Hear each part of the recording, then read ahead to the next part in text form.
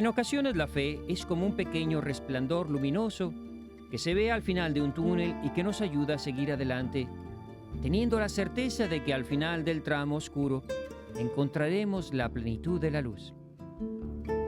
Esta analogía nos parece muy apropiada ahora más que nunca, porque hablar de la Eucaristía es hablar de un misterio de fe.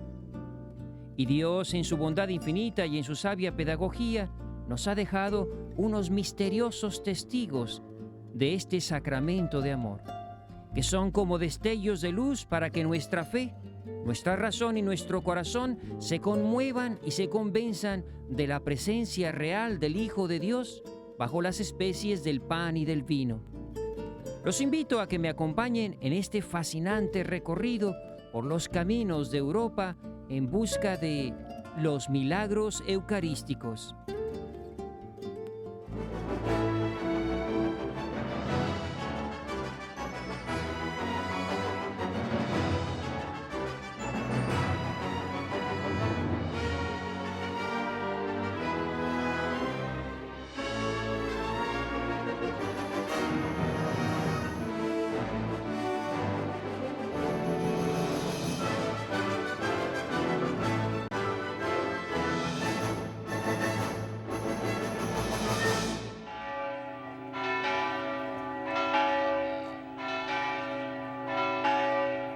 Nuestra primera parada es un tranquilo pueblo que no tendría mayor importancia en la geografía italiana si no fuera porque aquí se encuentra el más antiguo y, sin lugar a duda, uno de los más impresionantes milagros eucarísticos. Este es el bello portón de entrada donde vemos algunas escenas que nos anuncian la presencia del milagro en este recinto. Nos encontramos en la iglesia de San Francisco en Lanciano y aquí se encuentra uno de los milagros eucarísticos, el primero y más extraordinario de todos, ocurrido ante la duda de un monje basiliano al celebrar la Santa Misa. Decimos que fue el primer milagro porque ocurrió en el siglo VIII. Y decimos también que es el más extraordinario de todos porque hay muchos milagros eucarísticos. Y en algunos el vino se ha convertido en sangre, en otros el pan se ha convertido en la carne. Pero aquí nos encontramos con el doble milagro. El monje, al celebrar la misa, después de la consagración, el pan se convirtió en carne viva y el vino se convirtió en sangre viva, que formaron como unos grumos de sangre que se conserva ahora en dos vasos de cristal. Y este es un milagro para confirmarnos a todos en lo que ya sabemos por nuestra fe, que la Eucaristía es el cuerpo y la sangre de Cristo nuestro Señor. En 1970, los científicos hicieron un estudio de este milagro. Al estudiar la carne, descubrieron que es parte del miocardio y del endocardio, es decir, es el corazón mismo de una persona. Y la sangre es verdadera sangre humana. Eso que nos dice la fe, vienen los científicos, viene el milagro a confirmarnos en esa fe poderosa de los cristianos. Dejamos el pueblo de Lanciano y nos dirigimos a nuestro siguiente destino. Lo apacible y tranquilo del paisaje nos ayuda a reflexionar en los misterios de nuestra fe. El propósito de este viaje no es mostrar fenómenos extraordinarios e inexplicables. No, esto es una peregrinación de fe, una jornada para orar frente a estas muestras del amor de Dios que Él permite que sucedan, para que la fe de sus hijos se enardezca y nos lleve a seguir su voluntad. Ferrara es una hermosa ciudad medieval que en un tiempo fue sede de una de las familias más poderosas de Italia. Entre estos soleados puentes y solitarios callejones, llegamos a la iglesia donde se encuentra el milagro de Ferrara. Nos encontramos en la ciudad de Ferrara, en Italia. Estamos en el santuario de Santa María in Vado y estamos en la capilla donde se venera un milagro eucarístico. El día 28 de marzo del año 1171, un sacerdote, el padre Pedro de Verona, celebraba la misa de Pascua. Llegado el momento de la fracción del pan, salió sangre explotando y manchando la cúpula de esta capilla. Vamos a ver a continuación la imagen del cuadro que representa el milagro y vamos a ver la cúpula donde todavía están las manchas de sangre que recogen el testimonio de aquel milagro eucarístico.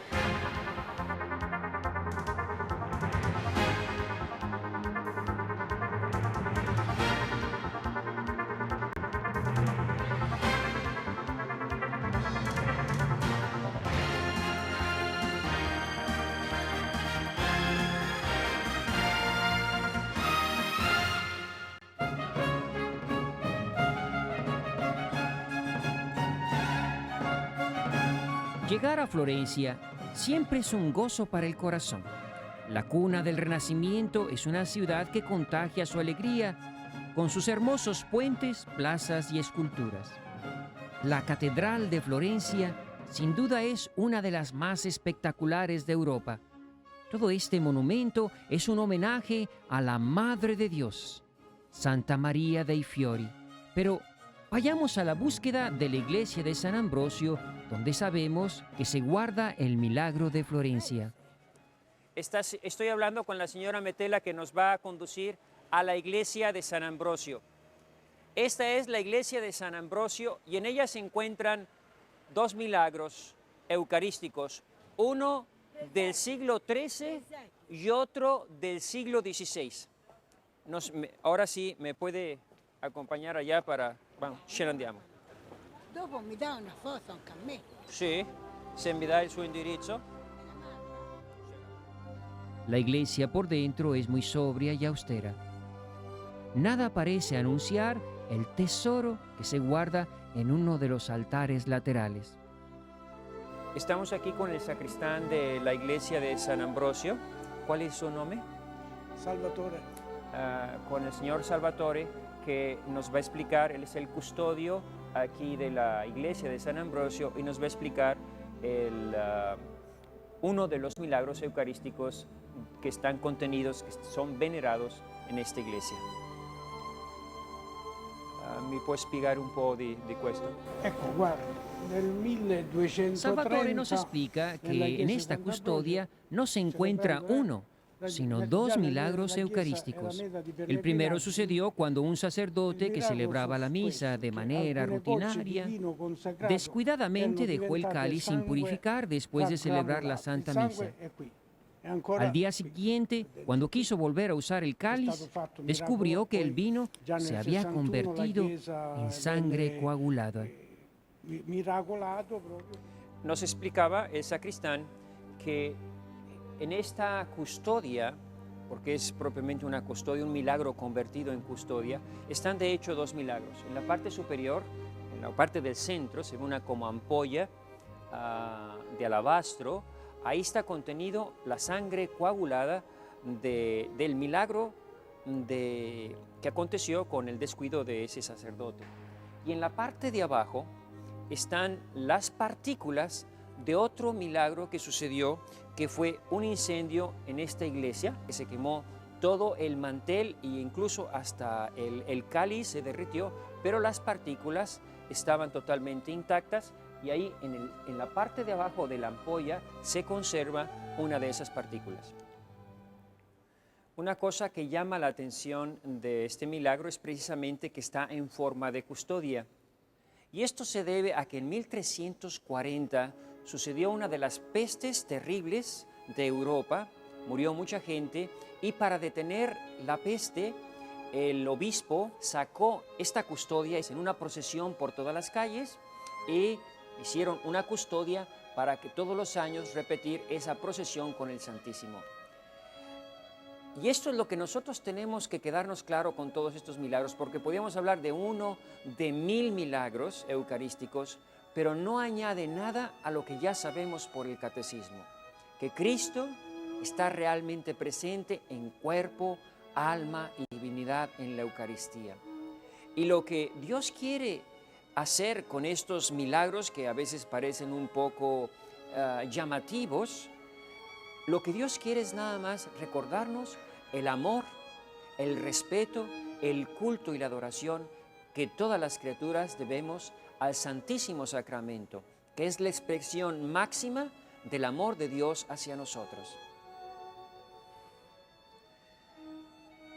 Queremos aprovechar para hacer una oración con todos ustedes. Esa oración que tanto no sabemos, que tantas veces hemos rezado, pero que hoy tiene más sentido.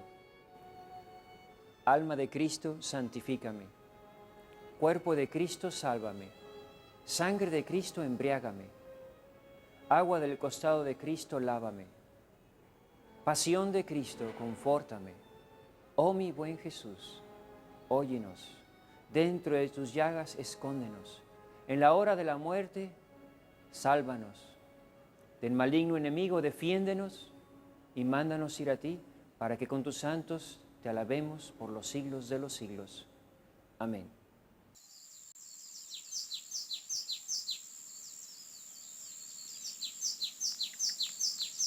Dejemos Florencia para llegar a nuestro siguiente destino.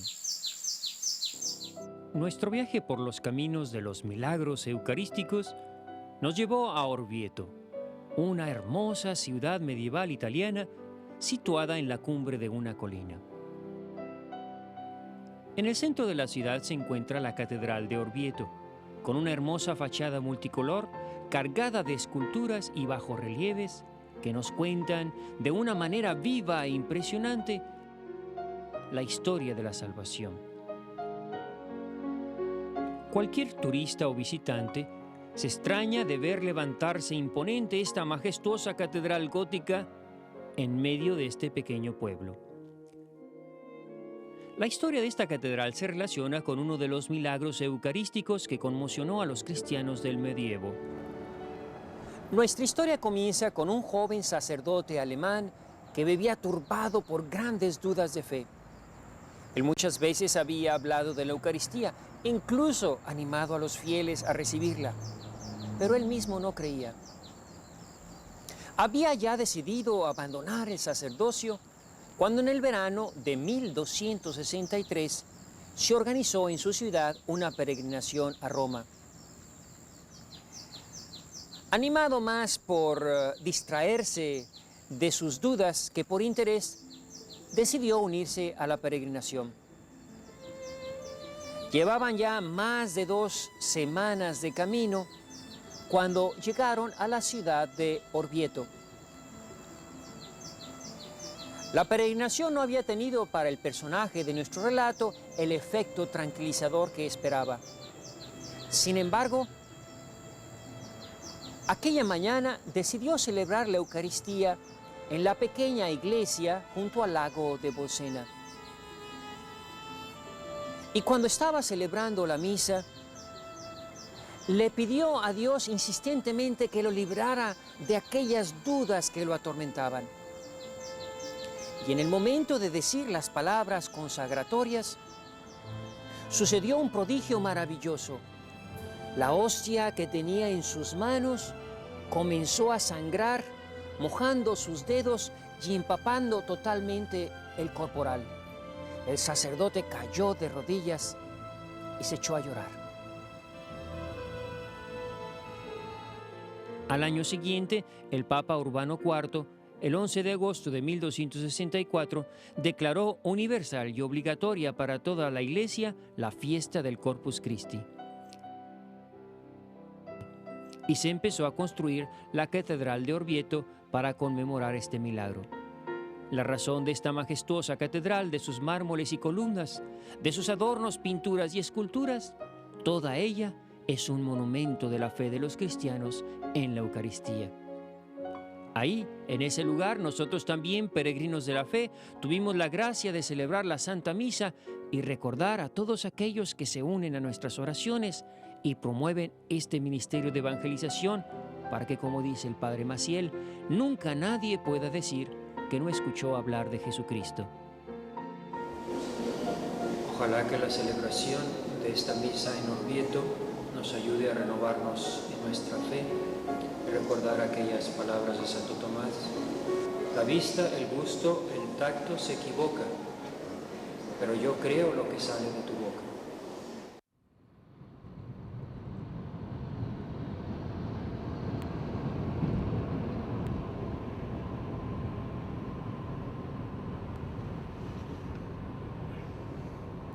Aquí vamos en nuestro camino de los milagros eucarísticos. Y la verdad es que milagros en todas partes nos encontramos. Aquí se ve la obra de Dios en todo este hermoso paisaje de la naturaleza. Y vamos ahora en dirección a Teramo y de ahí pasaremos a Ofida, donde se encuentra uno de los milagros más impresionantes sobre la Eucaristía.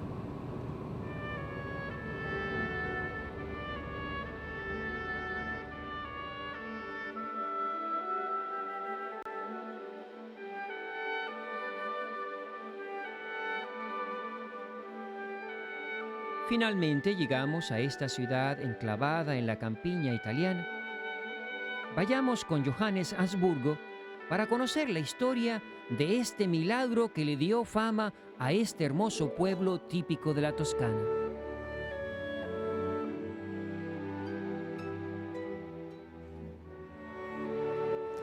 Milagros eucarísticos hay muchos y todos ellos son hermosos, son pruebas de amor, son historias del corazón de Jesús.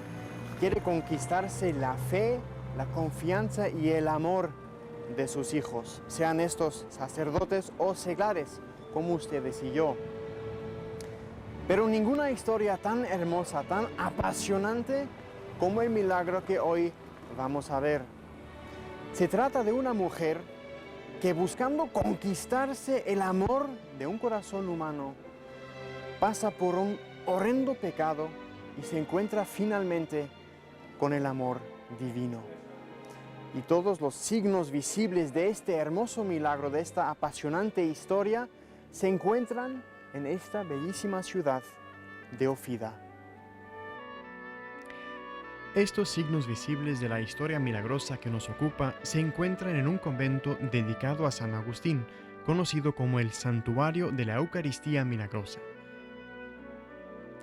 La historia en sí sucedió en otro lugar, como lo testifica este pergamino del año 1788. Esta historia sucedió en Lanciano, otro pueblo en el centro de Italia. En Lanciano, una ciudad muy parecida a esta ciudad de Ofida, vivían en el siglo XIII un triste matrimonio. El matrimonio de Ricciarella y Giacomo Stasso. Un triste matrimonio, ¿por qué? Porque Giacomo era un esposo duro y no amaba a su esposa. Y a Ricciarella esto le entristecía profundamente y quería con todo su corazón ganarse el amor de su esposo. Ricciarella fue a consultar a una señora de su pueblo sobre cómo podría ella ganarse el amor de su esposo.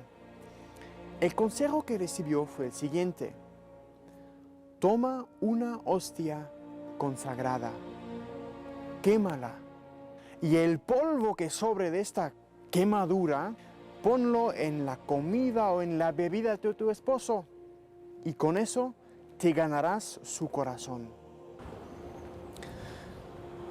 Ricciarella comienza a poner el plan diabólico en acción.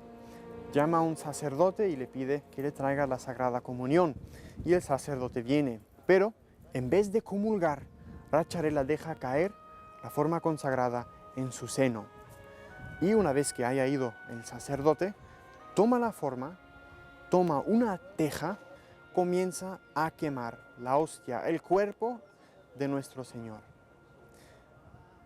Su sorpresa es cuando en vez de quemarse la hostia, se convierta en carne y comienza a sangrar. Y ni siquiera unas gotitas, sino efusivamente. Tal es la sorpresa de Ricciarella que intenta tapar la forma con su mano para que deje de sangrar, pero no logra nada y sigue sangrando. Toma finalmente un mantel, envuelve todo el paquete sangriento empapado con la sangre de Cristo. La teja, la forma consagrada, la sangre de Cristo, toma y lo entierra en el establo, en el estercolero, donde echan el estiércol de los animales. En eso llega a casa su esposo, Giacomo, y cuando quiere entrar con su mula al establo, el animal se niega a entrar. Cuando finalmente lo logra, la mula se pone de rodillas ante el estercolero. Giacomo se da cuenta que algo raro ha pasado y comienza a insultar a Racciarella. Le dice qué ha hecho ella para que el animal se comporte de tan extraña forma, pero ella dice que no sabe qué está pasando. Y ahí se queda enterrado el pecado y el gravísimo secreto de esta pobre y desesperada mujer. Amigos, fíjense qué cosa más horrenda.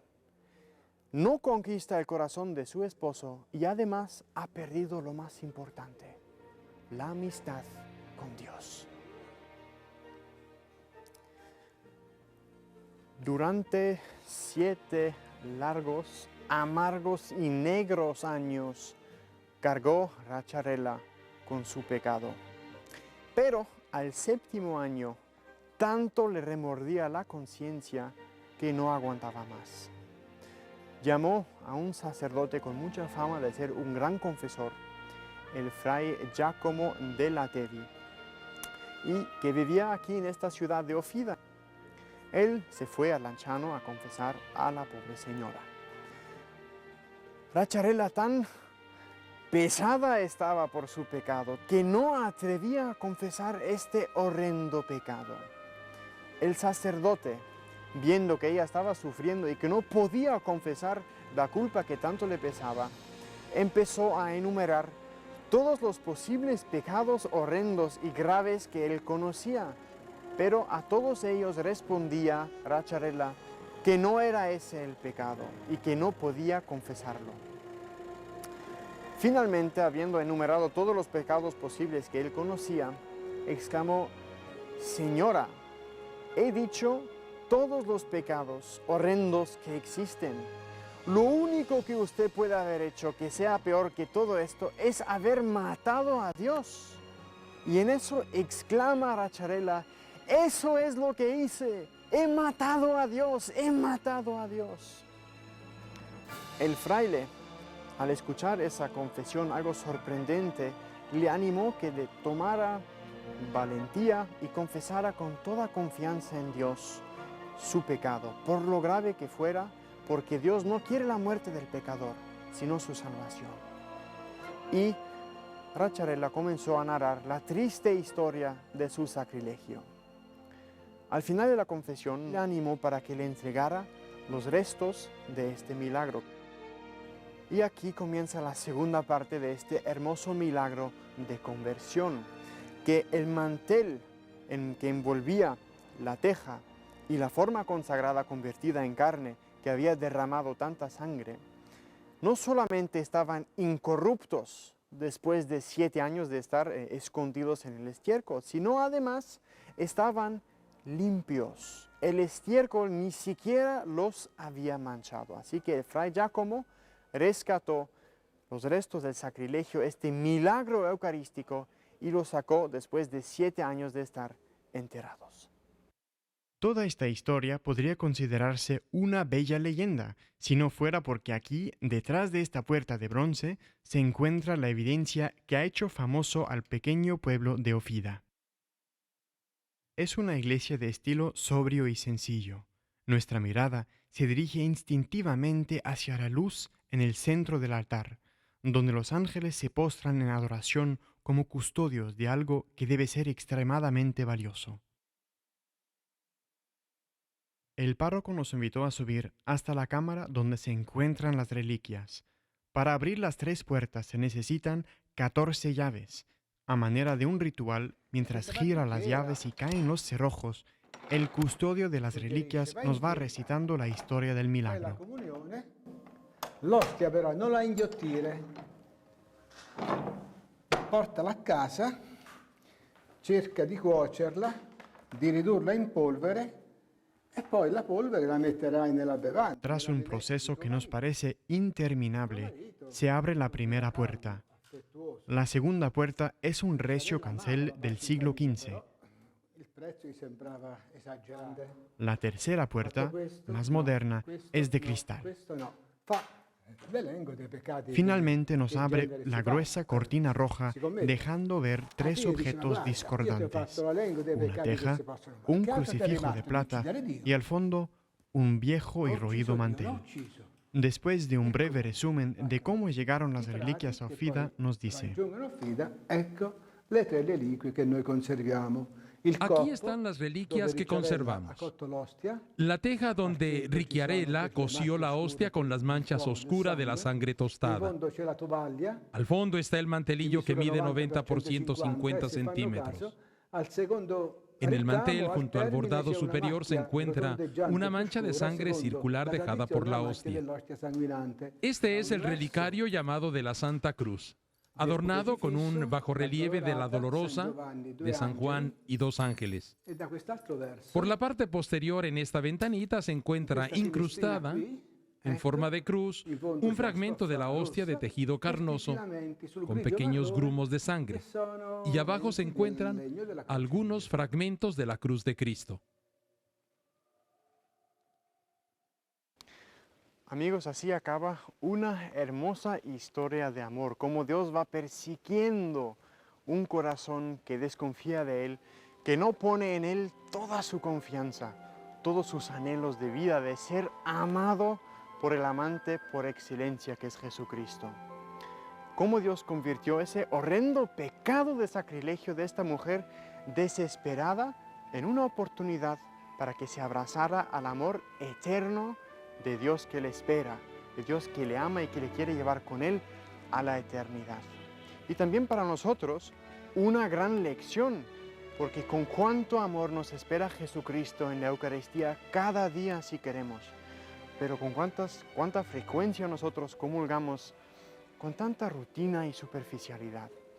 Ojalá que todos estos hermosos programas que hemos hecho sobre la Sagrada Eucaristía, sobre estos milagros eucarísticos, nos ayuden a acrecentar nuestra viva fe en la presencia real de Jesucristo en la Eucaristía.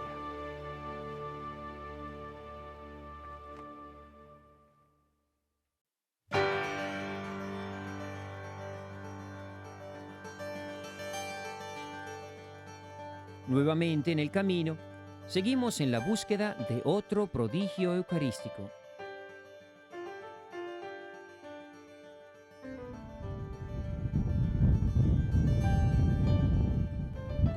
Nuestra peregrinación de la fe nos ha traído a estos lugares tan hermosos, cruzando los Alpes, para llevarles a ustedes este reportaje hermosísimo.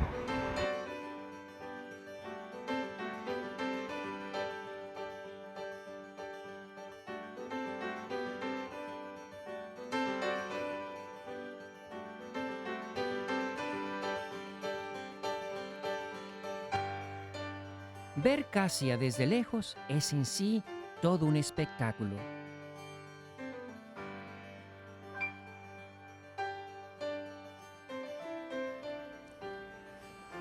Nos encontramos en el centro de Italia, en Umbría. Este es el hermoso pueblo de Casia, mundialmente conocido por ser el lugar del nacimiento de Santa Rita, la santa de los casos imposibles.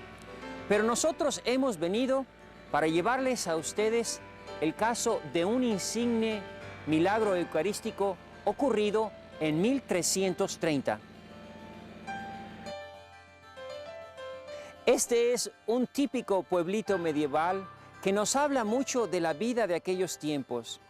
La iglesia en la cima de la montaña y las casas se iban formando, construyendo alrededor de esa montaña, lo cual nos habla de que aquella gente le daba la primacía a las cosas de Dios, a la vida religiosa. Su vida, su trabajo, su tiempo de ocio no estaba nunca separado de las cosas de Dios. No es difícil entender esta manera de pensar, porque en Casia todo nos habla de Dios. Los valles y las montañas, las iglesias y los campanarios.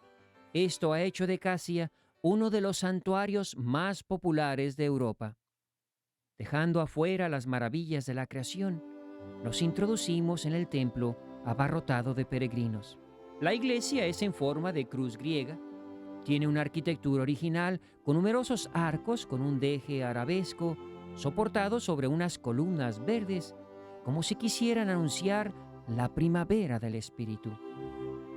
En la cúpula todo es una fiesta policroma de ángeles y santos, y la figura central es, inequívocamente, la hija ilustre de Casia, Santa Rita. A un costado del santuario se encuentra la capilla de la Reconciliación, que muestra a Cristo resucitado, vencedor del pecado y de la muerte. Siguiendo nuestra búsqueda, bajamos las escaleras que, según nos han dicho, nos llevarán hasta la capilla subterránea donde se encuentra resguardado el milagro de Casia.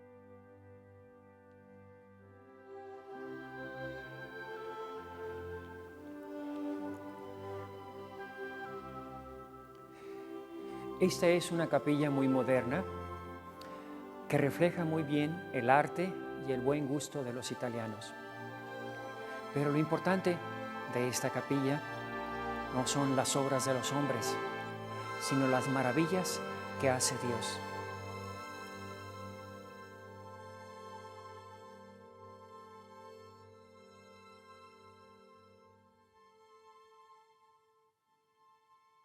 El sagrario asemeja una piedra del desierto que al romperla nos descubre la preciosa joya que ocultaba. Al lado se encuentran dos lápidas de piedra con una representación ampliada de la marca de la hostia sangrante. Aquí de rodillas, ante este milagro eucarístico que nos recuerda nuestra fe, hagamos esa oración que el ángel les inspiró a los niños de Fátima. Dios mío, creo, espero, te adoro y te amo. Y te pido perdón por los que ya no creen, por los que ya no esperan, por los que ya no te aman.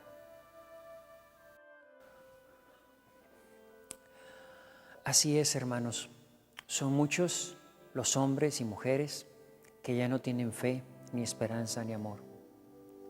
E incluso algunos sacerdotes. Y esta es precisamente la historia de este milagro. El beato Simone, que está aquí enterrado, que están sus huesos en esta urna de metal, era un hombre muy santo al cual acudía mucha gente a confesarse con él a pesar de que era muy joven. Y un día vino un sacerdote a confesarse.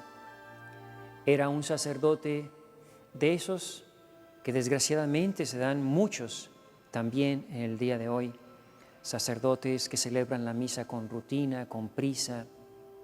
Quizá podíamos decir, este sacerdote ya había perdido la fe, porque lo demuestra el hecho que sucedió. Un día fue invitado a atender a un enfermo y llevarle la Eucaristía, y él tomó la hostia y la puso en su breviario como si nada significara para él esa hostia consagrada. Y cuando llegó con el enfermo, quedó perturbado al abrir el libro y ver que la hostia había dejado 2 manchas de sangre. Entonces ese sacerdote fue a confesarse con el beato Simone y le confesó su pecado y lo que había sucedido. Y el beato Simone, después de perdonarle, le pidió esas páginas de su breviario, y desde entonces están en veneración en esta cripta que está abajo del templo de Santa Rita de Casia. Y ahí, en ese relicario, está la mancha de sangre que dejó la hostia en el breviario de aquel sacerdote que ya había perdido la fe. Todo esto quiere ser para nosotros una enseñanza, especialmente cuando digo nosotros los sacerdotes, de tener gran amor, gran fe en la Eucaristía, de reconocernos que somos ministros sagrados de los sacramentos de nuestro Señor Jesucristo, más aún ministros de la fe que tenemos que comunicar al pueblo. Ojalá y estas historias de los milagros nos ayude a todos ustedes que nos ven por televisión y a nosotros los sacerdotes a ser más devotos de la Eucaristía. Puede ser también un recuerdo para todos aquellos ministros de la Eucaristía que son muchas veces descuidados, que se preocupan mucho de su manera de vestir, pero el mantel está manchado, las velas están chorreando, el piso de la iglesia está lleno de cera. Eso demuestra que nosotros también estamos perdiendo la fe, o al menos no es una fe entusiasta, viva. Ojalá y estas historias, queridos hermanos, nos sirvan a todos y también a los sacerdotes para renovarnos en esa fe de la presencia real de Cristo en la Eucaristía.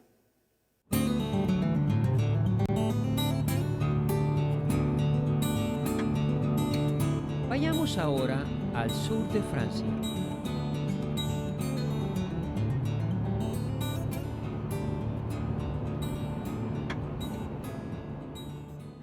Esta es la ciudad de Aviñón en Francia, conocida internacionalmente por haber sido la residencia de los papas en los siglos XIII y XIV. Pero lo que nos trae aquí es algo más importante, el milagro ocurrido en esta ciudad. Para hablar de este milagro, hay que trasladarnos 200 años antes, a la época del 1226, donde la herejía albigense, que estaba en contra de los sacramentos, y en especial del sacramento del matrimonio y de la Eucaristía, se había desarrollado inmensamente en el sur de Francia. Para reparar esa herejía, los escándalos contra la Eucaristía, el rey Luis VIII mandó construir una iglesia el 14 de septiembre, día de la Santa Cruz.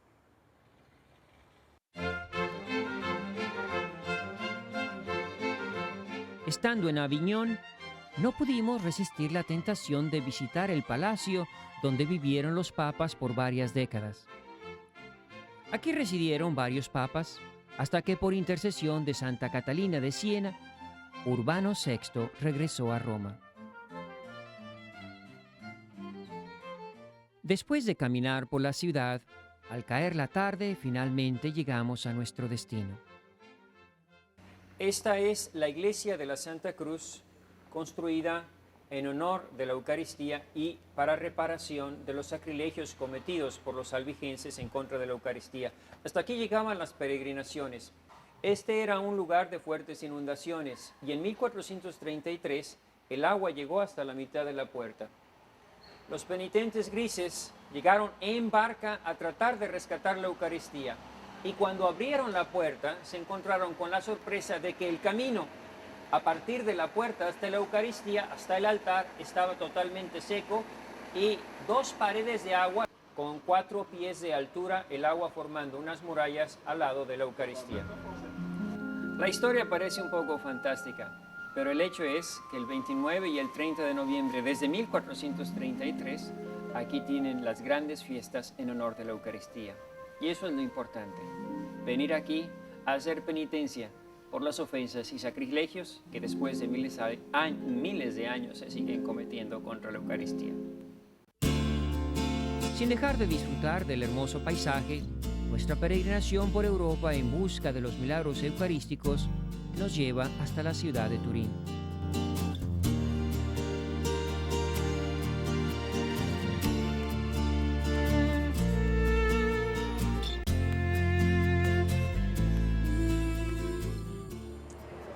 La Biblia nos habla de que Dios se vale de una mula para reprender al profeta Balaam.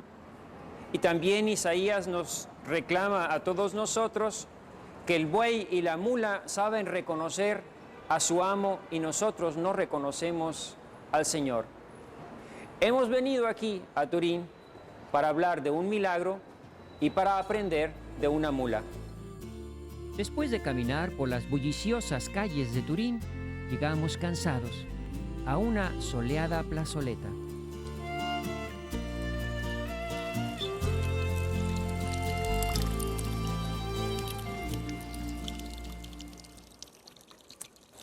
Esta es la plaza del Corpus Domini. No se llamaba así y era una plaza muy grande, pero ahora la ocupa la mitad de la plaza una iglesia que está relacionada precisamente con el milagro de la burra. Pero para hablarnos de este milagro eucarístico, le hemos pedido al doctor Mario Pandiami que nos lo explique.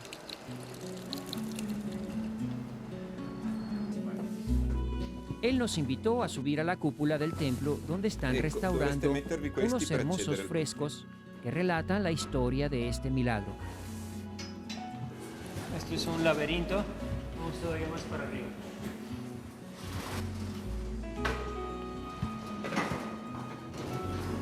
Para eso son las casas. Estamos en un lugar muy privilegiado porque estamos encima del lugar donde la construcción.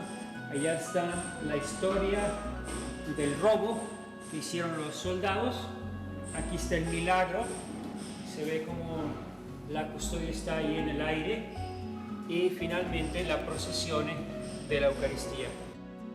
Pero estas escenas requieren de una explicación. ¿Cómo corre, cuál es la historia su questo miracolo eucaristico? Allora, la storia di questo miracolo eucaristico nasce. La historia de este milagro eucarístico nace en 1453, cuando los soldados franceses de Carlos de Anjou descendieron del Piamonte al valle de Susa. En la iglesia de Esquiles, que es una iglesia en este valle, hubo un saqueo y, entre otras cosas, se robaron del tabernáculo una custodia de oro. Cuando llegaron a Turín estos soldados, pasando justo la plaza del Herbe, que es donde se encuentra ahora esta iglesia, y que antes era solamente una plaza, el asno con la valija que contenía la custodia se echó en tierra, para ya no moverse más. La valija donde llevaban el motín cayó y se abrió. Y la custodia también se abrió y salió la hostia consagrada que se elevó al cielo. Este milagro lo presenciaron centenares de personas que estaban en la plaza. Mandaron llamar al obispo porque el cuerpo del Señor permanecía flotando. Comenzaron a orar para que la hostia descendiera, lo cual no sucedió hasta que llegó el obispo con la píxide. Cuando llegó el obispo, el cuerpo del Señor descendió a la píxide. Posteriormente se organizó una procesión solemne y la hostia consagrada se trasladó hasta la catedral de Turín. Este es el lugar que nos recuerda donde cayó el jumento. Esto era una plaza, no era ninguna iglesia. Y aquí en la plaza cae el burro. Y esta es la placa que conmemora el hecho. Y dice aquí el 6 de junio de 1453, cayó, se postró la mula que llevaba el cuerpo del Señor. Y aquí la hostia sagrada se libró del saco donde lo llevaban y se alzó en el aire. Y después descendió benigna sobre las manos suplicantes del obispo alrededor del pueblo que estaba en oración. Y esto es lo importante, que con estos milagros se nos recuerda lo que ya sabemos por nuestra fe y lo que Dios quiere de nosotros, el culto, la devoción, el respeto a la Santa Eucaristía. Una cosa importante de todos estos milagros es que todo termina siempre en una renovación de la fe y del fervor hacia la Eucaristía. Desde entonces, de ocurrido el milagro, todos los años se lleva la Eucaristía en procesión a lo largo de la ciudad, seguida de miles de peregrinos en esta custodia que precisamente representa el milagro.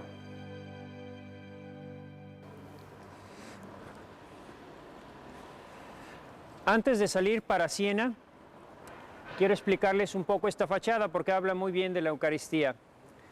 Están 4 misterios eucarísticos. Allá arriba dice sacrificio real, es Melquisedec, que ofrece el sacrificio del pan y el vino. De este lado tenemos un ángel que dice, surge et comede, levántate y come. Recordarán ustedes la historia de Elías cuando va huyendo y se le aparece un ángel en el camino para que se levante y coma, símbolo también de la Eucaristía. Y después que tenemos acá a Moisés, que representa el maná, el pan del cielo. La Eucaristía es el verdadero pan del cielo. Y después he dejado para el último aquel misterioso personaje que se ve a la izquierda, que dice de fortis dulcedo, dulce del fuerte. Y esa es una historia que está en la Biblia. A ver quién de ustedes me sabe descifrar de qué se trata. Ese es nada menos que Sansón, y nos recuerda la adivinanza que él les puso a los filisteos. Para más detalles sobre ello tienen que leer la Biblia, que nos dice quién es el más fuerte, quién es el más dulce. El más fuerte de todos es el león, y qué más dulce que la miel del panal. Y por eso tiene de un lado el león y en la otra mano el panal. Esa dulzura y esa fortaleza es la que encontramos en la Eucaristía. Hemos llegado a nuestra última parada en nuestra búsqueda de los milagros eucarísticos. Esta es la bellísima ciudad de Siena. Siena es una de las ciudades más artísticas del mundo, mundialmente conocida por la Piazza del Campo. Pero lo que nos trae aquí el día de hoy es nuestra peregrinación de los milagros eucarísticos. Y también esta ciudad es famosa por un tesoro eucarístico que se encuentra en la iglesia de San Francisco, un milagro ocurrido en el siglo XVIII.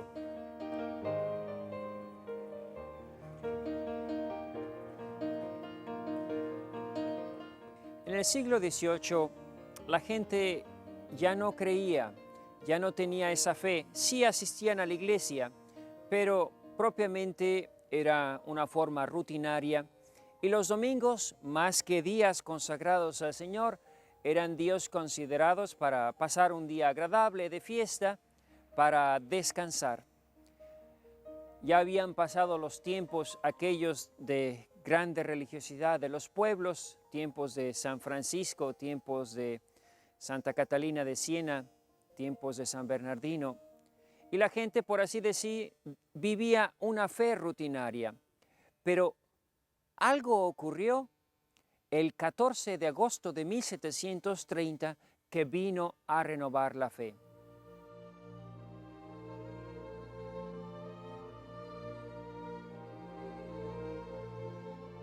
Para entender este milagro, le hemos pedido al Padre Pablo, que ya nos está esperando, un sacerdote franciscano, que nos explique en qué consiste este milagro.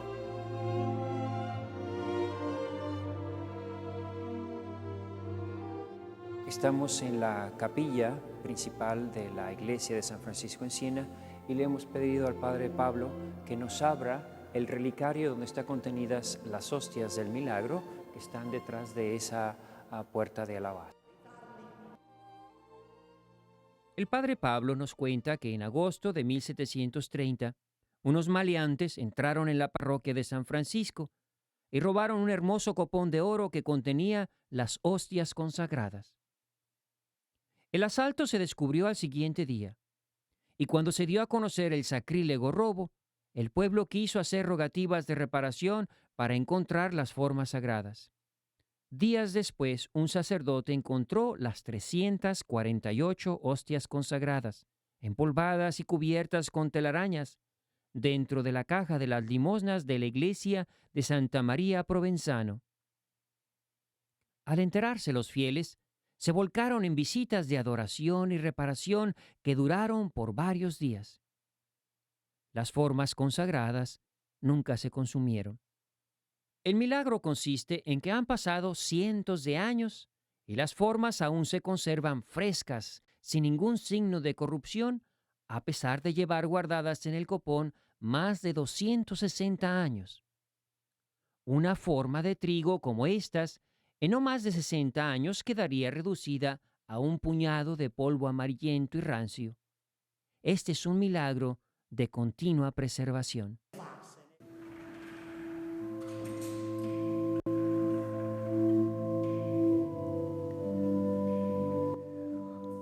Vamos a hacer una oración aquí enfrente de la Eucaristía a Dios nuestro Señor con el Padre Pablo.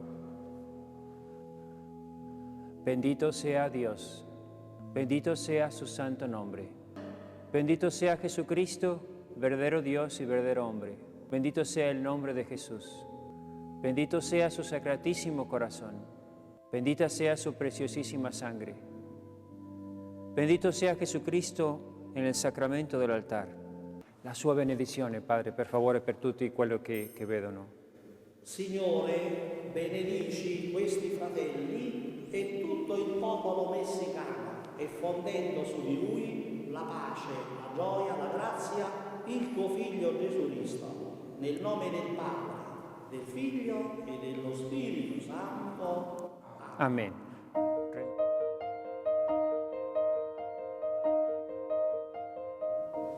Que Dios los bendiga.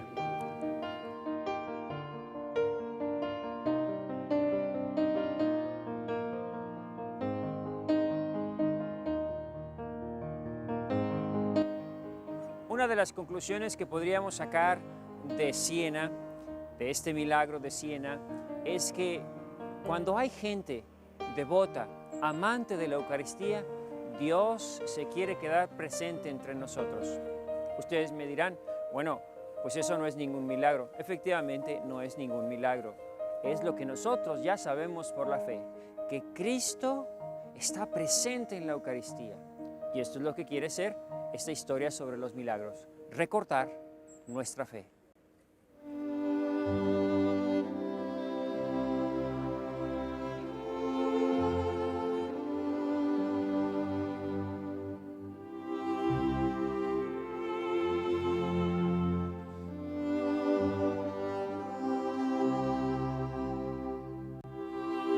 Habrá muchos escépticos, incrédulos, racionalistas que consideren estas historias simples cuentos medievales, leyendas del oscurantismo, pero la realidad es que ahí están, y toda su ciencia no ha podido dar una explicación a la existencia de estos fenómenos que nosotros llamamos milagros eucarísticos. Recordemos lo que mencionamos desde un principio. Lo importante no es el milagro, sino que son evidencias para reconocer un misterio de fe. Mysterium Fidei. Aunque no viéramos hostias sangrantes, aunque no viéramos la transformación física de las formas, aunque no viéramos fenómenos luminosos alrededor de la hostia, nosotros tenemos la certeza, por las palabras de Cristo que nos dijo: esto es mi cuerpo, esta es mi sangre. Ojalá que estos milagros sean para los incrédulos lo que fueron para Tomás, las llagas en las manos y el costado de Jesús, muestras palpables de su amor misericordioso para caer de rodillas y proclamar: Señor mío y Dios mío. Que Dios los bendiga.